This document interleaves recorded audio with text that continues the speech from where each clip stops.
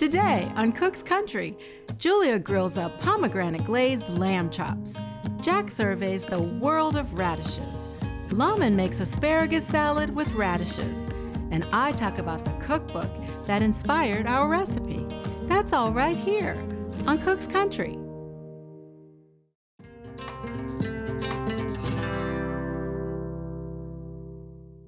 It's always a good idea to look for ways to up your grilling game, and if you're not grilling lamb chops, then you're really missing something. So Julia's here, and she's going to show us a killer lamb chop recipe. Yeah, I mean, lamb chops are really easy. They're hard to screw up, and they're easy to flavor. Perfect for company, and you look like a rock star. Great. Today, we're gonna flavor the lamb with some Middle Eastern flavors, really inspired by Zahav, the acclaimed restaurant down in Philadelphia. All right, yep. They have a lamb on the menu with sort of these same flavors, some fresh herbs, some pomegranate seeds, a few spices. And lamb can definitely take a little bit more assertive flavors. Yeah, so to start off, because the cooking goes so quickly, we're gonna make the sauce we're gonna serve with it first. Okay. It's a combination of fresh mint Gorgeous. and parsley. It's about 2 parts mint to 1 part parsley, so half a cup of mint to a 1/4 cup of chopped parsley. Just picking off the leaves. All right, I'm gonna start chopping up this mint. All right, I'm gonna keep going. I'm gonna leave some of these pieces a little on the bigger side. Don't want it to be too fine. Okay. You don't wanna make pesto. Right. All right, that looks pretty good. Now over to the parsley. Use this bench scraper, which is a great tool for transferring things around the board. Here I have half a cup of pomegranate seeds. Right into the bowl go the chopped herbs. Now, to finish off this relish, I'm gonna add a little bit of garlic. I'm gonna use a rasp-style grater to grate the garlic right into the bowl. I love doing this because it makes the garlic into really fine pieces that melt right into the sauce. You don't get any chunks. All right, a little bit of olive oil. This is 6 tablespoons of extra virgin olive oil and some salt, just a 1/4 teaspoon of kosher salt. Oh, such a good color. Beautiful. Let's talk about the lamb. We're gonna flavor the lamb itself with a little bit of a spice rub. Very simple. Love it. Using, again, some kosher salt. This is 1.5 tablespoons of kosher salt, tablespoon of sugar. These chops are really small, they grill really fast, and if you want to get any color, a little sugar really helps that caramelizing on the grill. A teaspoon of ground allspice, a teaspoon of ground fennel, a teaspoon of granulated garlic, and a teaspoon of ground black pepper. Great. Yeah, just whisk this together. Again, pretty assertive flavors there. Yep, but as you mentioned, lamb is pretty strong. It can handle it. Yeah. All right, now for the main course here. Oh, gorgeous rack of lamb. Beautiful lollipops there. Yeah. You know, you can grill the rack as it is, but it's so much easier and faster to cut it into chops. Not only is the grilling time shorter, but they cook more evenly. There's more surface area for char. Nice. So these are 2 racks of lamb. They're about 1.5 to 2 pounds each. And this is American lamb, which has a milder flavor because it's finished on grain. Australian lamb, a little bit of stronger flavor, and it's usually a bit smaller. Right. So depending on your preference. Right. Same with New Zealand lamb, same thing. Yes. Yep. So this has a nice thick fat cap on the top. I'm gonna leave a little bit of it, but too much of it just makes a lot of flare-ups on the grill. So I'm gonna trim the bulk of it away. Now I'm gonna cut this rack into chops. And to do that, you want the chops to be evenly sized so they grill at the same rate, but the bones are always on a curve. Right. So there's a trick. You're gonna cut down through the meat, right between the bones, and then right between these 2 bones. But then at the end, when you see which way the bones are angled, you're gonna angle your knife and cut through. And now you can basically gauge from the rest of them based on that first cut. That's it. And a little knife angle. It is beautiful. Just the right amount of marbling too. Yep. Here's all the lamb together. We're gonna pat it dry and season it up.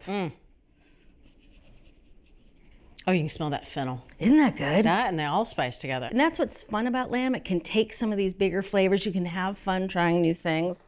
And once you have the lamb cut like this, it's just so easy to grill. Even a beginner griller, if you're not that comfortable outside on the live fire, this won't let you down. It's really straightforward. Well, so far there's some really good basics here. You know, cutting down your own lamb chops, making sure they're the right size, using a little bit of sugar in your rub because they're gonna cook quickly.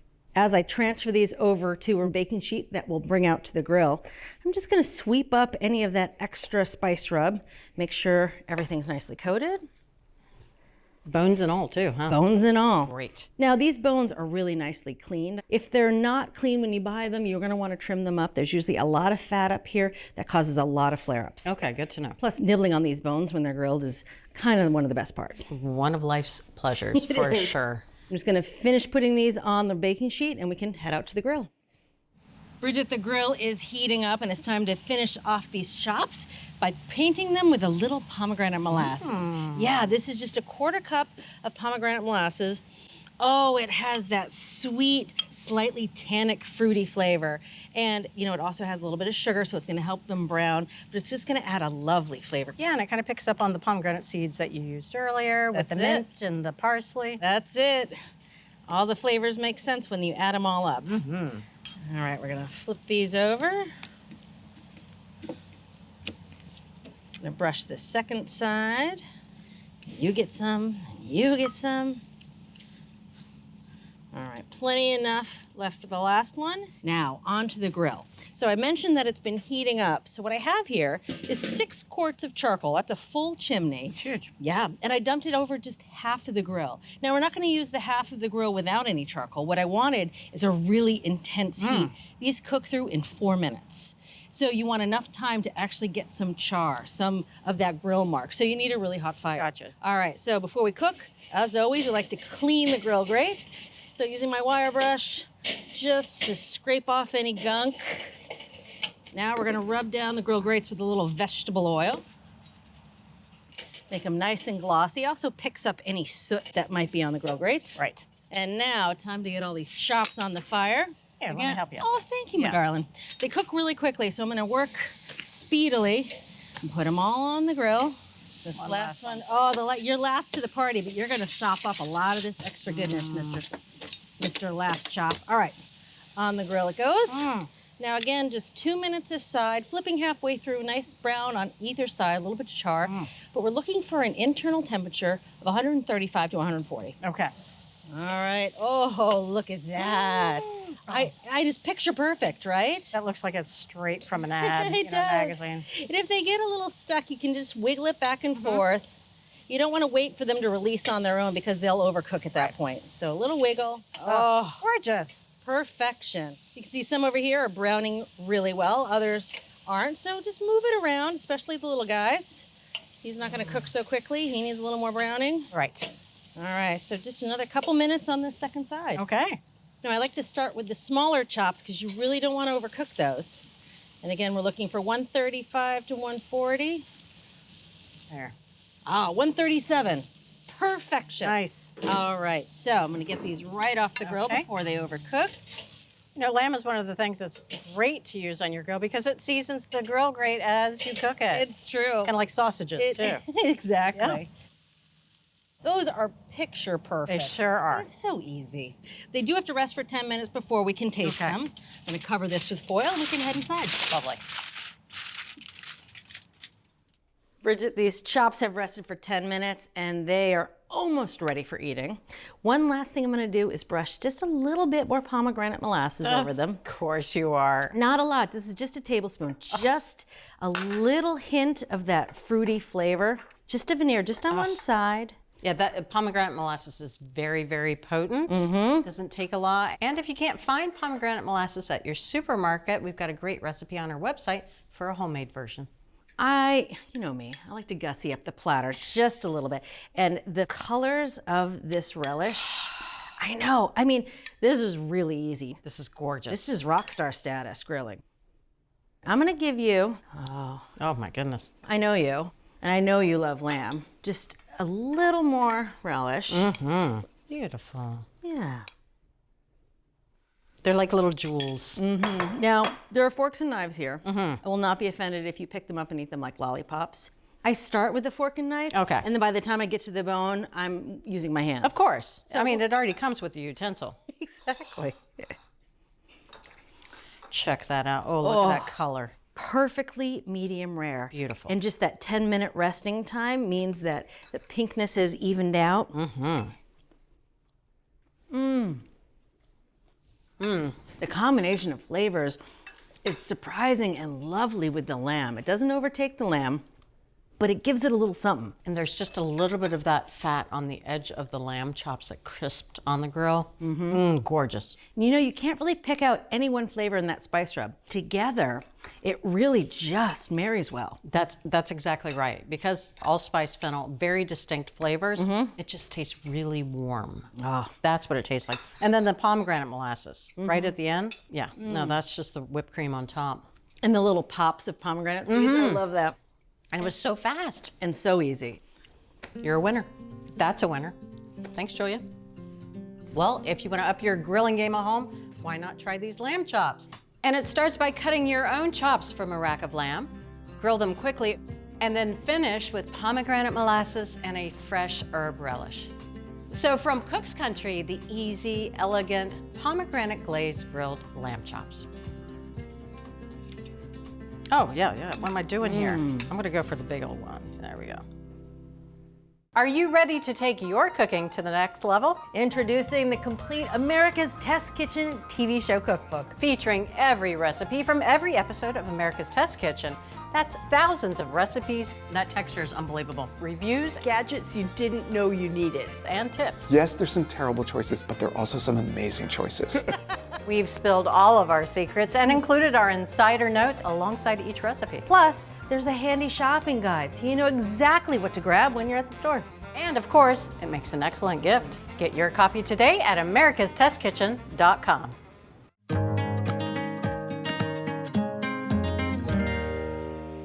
I'm so happy because I love radishes. And look what the kitchen team here at Cook's Country has done. This shopping is amazing. Now, I love radishes because they're really, I like to think of them as two vegetables in one. Raw radishes are crisp and peppery and spicy and just are wonderful on an appetizer plate, hors d'oeuvres, with hummus, with cheese, with a little bit of butter on a baguette. And I cook them. So if you're somebody who doesn't like that pepperiness, you need to be braising your radishes, maybe with some broth and some garlic, or roasting them with shallots, or you can saute them and then add a little bit of lime or chili.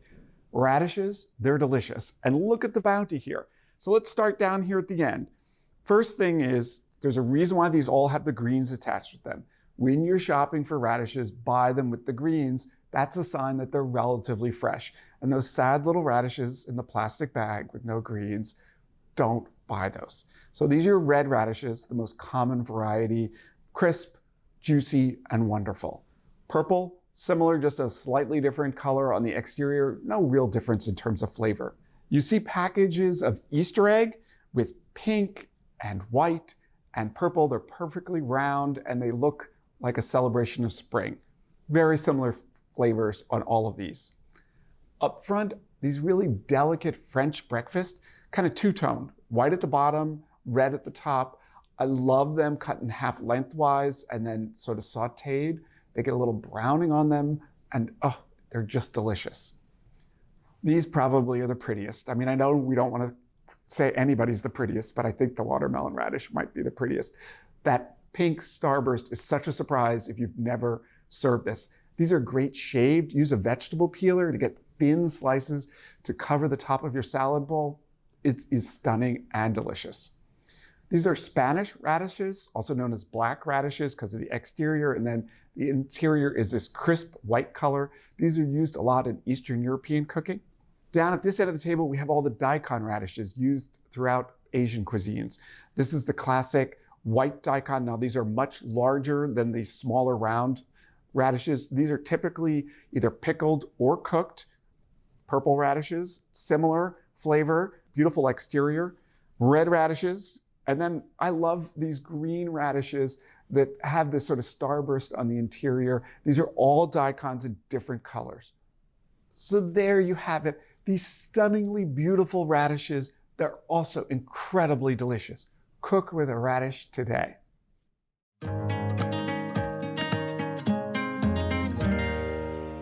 Cookbooks are an endless source of inspiration. Within their pages, we discover new techniques, novel perspectives, and surprising flavor combinations. Our version of raw asparagus salad was inspired by a recipe we came across in A Boat, a Whale, and a Walrus, a cookbook by Chef Renee Erickson. The book's curious title comes from 3 of Erickson's restaurants in Seattle. Boat Street Cafe was her first restaurant, which she bought when she was only 25. She later opened The Walrus and the Carpenter, inspired by a Paris oyster bar. And The Whale Winds is a seasonal and produce-focused restaurant with a wood-fired oven. Erickson is not a formally trained chef, but she became interested in food while studying art in Italy.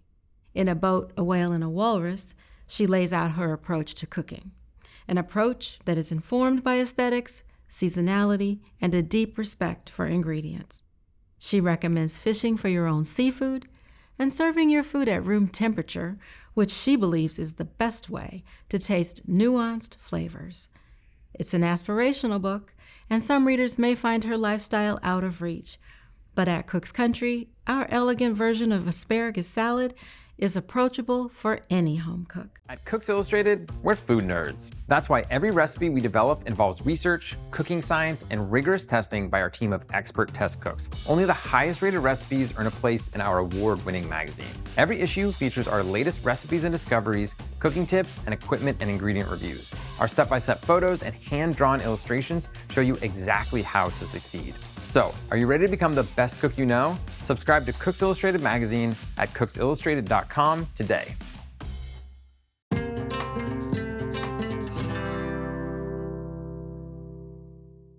I love eating raw asparagus, and in fact, I prefer it over cooked asparagus because it has a good crunchy texture and doesn't have any of those sulfuric compounds that come out during cooking. And today, Lawman's going to show us how to make a raw asparagus salad.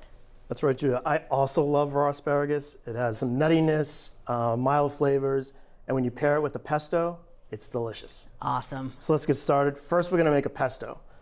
I have some Pecorino Romano cheese. It's an assertive sheep's milk cheese. I'm gonna grate a 1/4 cup. If you don't like this type of cheese, you can use Parmesan, which is milder and sweeter. Yeah, Pecorino just has a sharper flavor than Parmesan. Well, that was fast. Well, we just need a 1/4 cup. Now, it's not gonna hurt that it's a little bit overflowing. Next, we're gonna make the pesto. So I have 2 cups of mint. Ooh, a mint pesto. That's different. And a 1/4 cup of basil. So you're right, this is a different pesto. You can use any kind of herbs that you'd like. The basil and the mint help accentuate the flavors in the asparagus. I have a teaspoon of grated lemon zest, 2 teaspoons of lemon juice, 1 grated garlic clove, and 3/4 teaspoon of salt. Pretty straightforward. And then we're gonna add our cheese. We're gonna process this for about 20 seconds until it's finely chopped.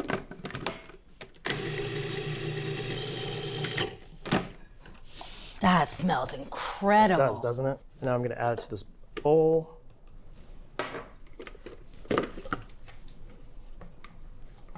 Now we're gonna add a 1/2 cup of extra virgin olive oil and just stir it right in there. I love that you're adding the olive oil by hand and not in the food processor, because sometimes I think with a pesto, especially one with these flavors, that oil can taste a little bitter. Yes. I'm just gonna taste it for seasoning. I'm gonna add a little bit of salt and pepper to it. Now we're gonna make our croutons. So here I have 2 tablespoons of unsalted butter, 1 tablespoon of extra virgin olive oil. I'm gonna melt that over medium heat. It might seem weird that I'm using 2 different fats here. The combination of butter and extra virgin olive oil is gonna give the croutons a floral, nutty flavor, which is gonna pair great with the pesto and the asparagus. My grandmother used to do this. This is an old school trick. I'm an old school kind of guy. I like it. While that's melting, I'm gonna cut the croutons. So I have 2 pieces of ordinary sandwich bread. I'm gonna cut the crusts off and then cut it into bite-sized pieces about 1/2 inch. Perfect croutons. And just in time, the butter's melted. Just gonna add them to the skillet, along with 1/8 teaspoon of salt. Just gonna stir this around. It should take about 7 to 10 minutes to get nice and golden brown. Okay, oh, you can already see it starting. As you can see, the croutons are golden brown. It's been about 8 minutes. Now I'm gonna transfer them to a paper towel lined plate. And we're doing this so that it absorbs the excess fat. And while it's cooling, you wanna make sure you season it, because since the oil is still on it, the salt and pepper is going to adhere a lot better. Those look delicious. How many of those really make it to the salad when you make this recipe? Yeah, they look like kitchen snacks. Just enough. Make it. So now we're going to trim and prep our asparagus. That's a lot of asparagus. So I have 2 pounds of asparagus. So this is a hearty salad. I'm going to cut 1 inch off the bottom. This is the woody end of the asparagus that is not pleasant to taste.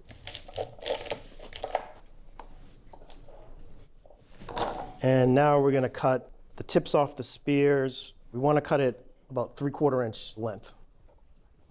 Well, the thing I like about this asparagus is that it looks good and fresh, which is what you need when you're making a salad. Those tips are nice and tightly bunched. So we're going to add these right to the pesto. Those are my favorite bits. They have the best flavor. Now the asparagus, since it's raw, we want to cut it about 1/8 of an inch thick on an extreme bias, so it's about 2 inches long. This is going to cut the fibers of the asparagus, make them shorter, so that while we're eating it, it's going to be crisp, but also tender enough that we can eat it raw. This is actually my favorite part of cooking. Just zoning out and doing some good knife work. Nothing else matters. So this is going to take a little bit of time. I need to finish the rest of these, but as you said, you want to take your time and make sure that the cuts are the right width and length. Last one. That actually didn't take very long. Nicely done. Thank you. Now we're going to add them to the bowl. Now we're going to prep some radishes. I have 5 radishes. So I'm just going to trim off the ends. Then you want to slice them thin. This recipe is all about knife work. Well, I love it. I can see the shadow of your knife through the slices you're cutting it. So speaking of good knife work, you do want to make sure you're using a very sharp knife here. I always say it's one of the few things any home cook can do to up their cooking game is to sharpen your knives. Last one. Nicely done. Thank you. We're doubling down on that Pecorino Romano. I love this cheese. You do. Yes, I do. I'm going to shave 2 ounces of it. It should be about 3/4 cup. So this salad has pecorino and radishes, but there are other flavor variations on our website. Oh, I can smell it. It smells delicious, that pecorino. Oh, I love that you're adding these big shreds right to the salad, as though it's not just an accent, it's part of the salad. It is. Now we're going to give it a little stir. You don't have to be too gentle, but I don't want to break up these pieces too much. Ooh. I just got a whiff of the basil and the mint. Just going to add a little salt and pepper to taste. Now we just need to clean up and we'll be ready to eat. Okay, now we're going to put it all together in this beautiful platter. We're going to add the croutons. That looks gorgeous, Lawman. Nice job. Can't wait to taste it. Soak it all in. It smells incredible. That pesto is so aromatic. Just make sure we get some of your favorite pieces there. Oh, thank you. Yeah, good looking out. I can't wait to dive into this. I really like the mint with the asparagus. It kind of makes it taste a little spring-like. Exactly. That little spiciness of the radish and that hit of pecorino is the perfect balance to the asparagus, because the asparagus almost has a sweet flavor. You know, sweet and crunchy, and it's very mild, almost similar to a green pea, I'd say. And I love that you cut the spears so thinly on the diagonal, because that skin could be really fibrous, but it just has a nice crunch when it's cut like this. The extreme bias. I think if you had someone over for dinner, they would lose their mind over this a little bit. It's so unexpected. Lawman, this is fantastic. Thank you for showing me how to make it. My pleasure. If you want to make this terrific asparagus salad, start by making a pesto with mint, basil, and pecorino. Make croutons by toasting sandwich bread with butter and a little oil, and thinly slice the asparagus. From Cook's Country, a delicious recipe for asparagus salad with radishes, pecorino romano, and croutons. You can get this recipe and all the recipes from this season, along with our product reviews and select episodes at our website, cookscountry.com/TV. If you're ready to take your cooking to the next level, head over to americastestkitchen.com and get a free trial of our ATK Essential membership. While you're there, you can sign up for our free email newsletters and download our app. So, what are you waiting for?